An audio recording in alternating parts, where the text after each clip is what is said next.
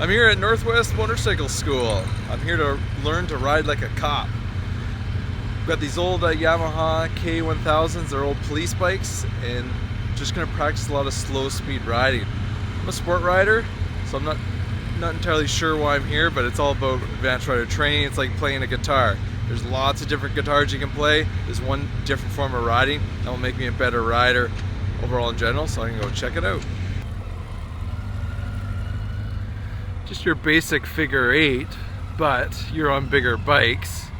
It's pretty tight. They're wanting us to do it within about 10 feet or 3 meters.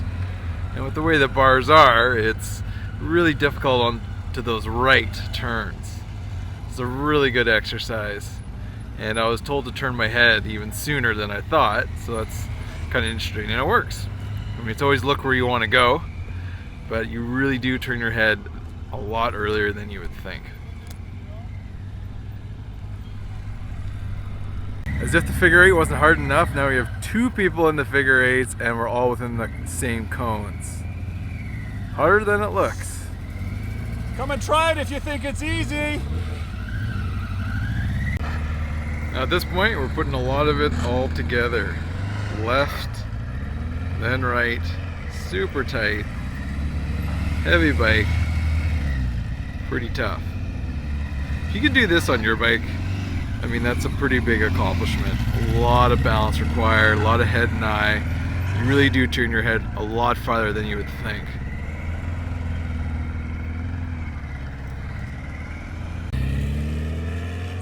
We're practicing emergency stops in a straight line for 40 miles an hour, which is about 60, 70 kilometers an hour. And this is a lot harder than I thought. At the school, I practiced this at 25 kilometers an hour. But from a higher speed, it's substantially harder, a lot harder than I thought. So definitely worthwhile to practice this. Whoa! Day 1 of NorthWest Motorcycle School, and I'm tired. It was a really good day, real eye-opener to what the bike can do and how effective that rear brake can be. It takes a lot of practice to get good modulation of that rear brake. And it's going to be a far more useful tool in slow speed riding. It's just not something I use a lot on a sport bike or touring or the type of riding that I do.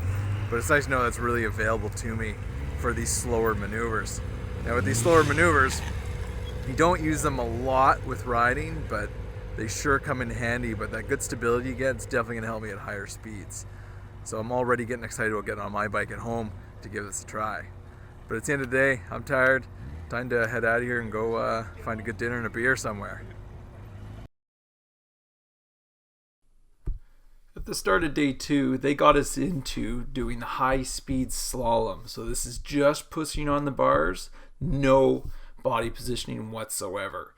So this really gives you an idea how much countersteering works. So we do fall off the bikes from time to time, but it's at low speed. So you can see here it's just a bit of a tackle of the blue barrel there, and that's about it. A big thing with this course is head and eye, so really turning your head. If you're not turning your head this much, this course is going to be very difficult for you.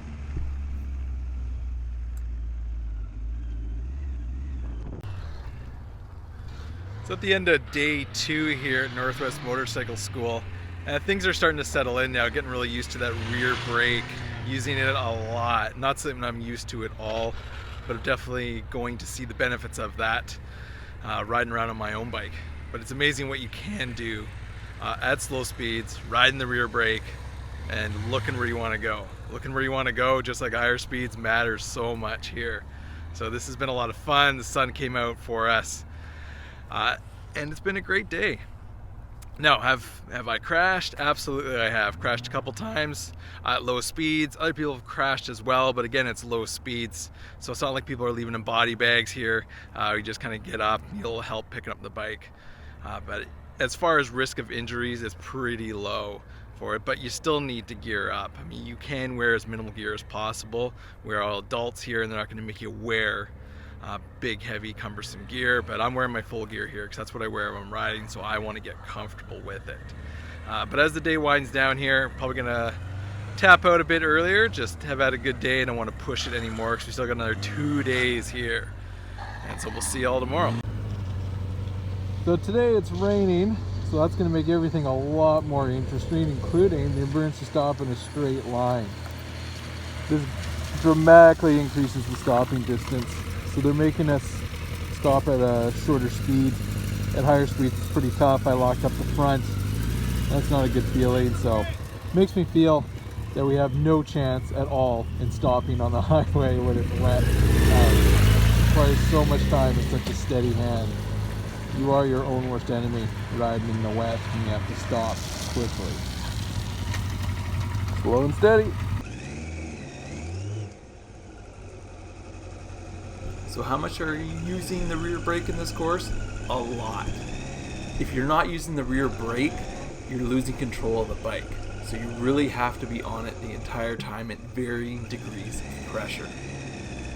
So real tough to master, especially with my sport riding. This is one of the biggest gains I had from this.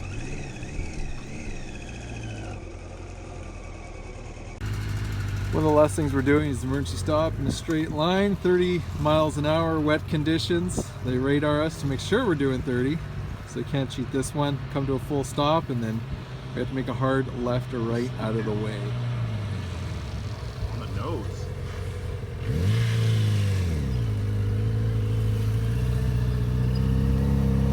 Beautiful.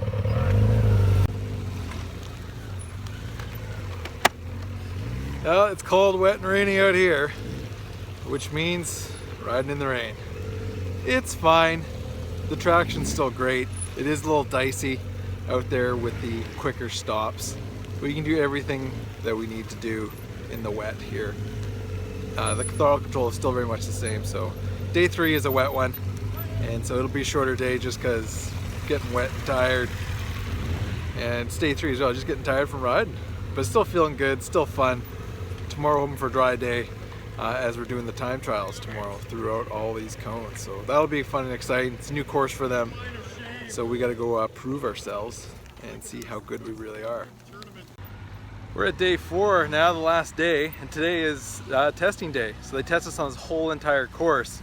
So right now Lionel's getting timed to go through this entire course. So we're marked on putting our feet down, hitting cones, and just getting through the course nice and smooth.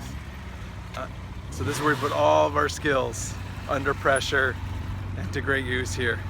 And it's been a very exciting 4 days. It's definitely a little tiring too. So I'm feeling like I did a 10-day motorcycle trip. So I'm looking forward to getting home, having a rest, but great memories here. So let's do this. This is the start of the course in front of everyone. I've got to get going and to do a very tight turn to the left. So if I get through this first section, the rest should be easier. Just got to get through those initial nerves. And then go right into a figure 8. Just like everything in this course, it's going to be super tight. Lots of head and eye here. I'll come right out of this and I'm going right into the slalom, which was actually my slowest part of the course. I just couldn't get a really good fast flow through it. Everyone else was able to do this quicker than I was. So it's something I can think about and work on for next time. Got that dog leg turn to the left. Really easy to knock a few cones down there into the keyhole. So going right in and out the way you came. This is one of my faster sections, the Eliminator.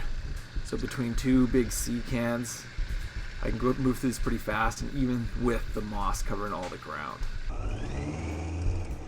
Then into the offset weave, which is just basically a big slalom with the cones separated quite far apart. So really patient here, you can really make a lot of mistakes. Hit cones, go wide, and that eats up a lot of time as well. So smooth here. The faster I go, the more cones I knock down. Now it gets significantly harder, as up next is the Snowman, which is a figure 8, but with 2 big blue barrels there, it's difficult. Lots of head and eye, easy to knock those blue barrels with the back of the bike. And if that wasn't hard enough, that is going to send me right into the Flower of Death, the Daisy of Doom. A very tight slalom in a circle, so you're kind of making the outline of a flower. I almost screwed this up a couple times in here. I can't really tell from the video now, but it was dicey a couple of times. But I spent the most amount of time practicing this part of the course, as it's very difficult. Now that I'm at this point, I'm feeling pretty good, because the hardest parts of the whole course are over now, into a higher speed slalom. So even I'm going a little quicker, I'm still using a bit of clutch. Hard right, and then this sends me right down the course. I'm trying to get down here as quick as I can, do the tightest turn as I possibly can, without sliding the back end or stalling, and then right back down on the course. And I've got a hard right turn, and then that is then another U-turn here, which I'm able to do quite quickly, turning nice and early, and then right into the final part, which is just getting the bike into this space, kickstand down, and the clock stops when both feet hit the ground. I did not expect to get that good of a time, so that is awesome. All right, I'm here with Kurt of NorthWest Motorcycle School, and I want to ask him, who should take this course? Everybody should take this course. In the real world, most of our students tend to be riders with a lot of experience and a lot of miles under their belt. We've had good luck with people that are newer riders if they're committed and ready to fall off a motorcycle a couple of times and work. It's a lot of work. It's 40 hours and it's all on the bikes, 10 hours a day. But yeah, you pick up a lot of stuff. Excellent. And is there anyone that shouldn't take this course? People that shouldn't be on motorcycles shouldn't take this course. People that shouldn't be on motorcycles. So if they come here and they're total disaster, they should be here to take it. But maybe they shouldn't. I've never had anybody show up here that was a total disaster, because it's such a time commitment, and you have to drive a long ways. You have to stay in a hotel for however long. People that aren't that don't come here. Yeah, excellent. Well, and that's the goal of any advanced rider training, is just get you in here, and so you leave as a better rider. Everybody does. So even if you're a sport rider, dirt rider, cruiser rider, someone who's never taken a course before, this course is for you. I've traveled several thousands of miles, lots of courses all over the place, and I got a lot of enjoyment out of this. So come on down to NorthWest Motorcycle School. Well, thanks, Lee. You're welcome.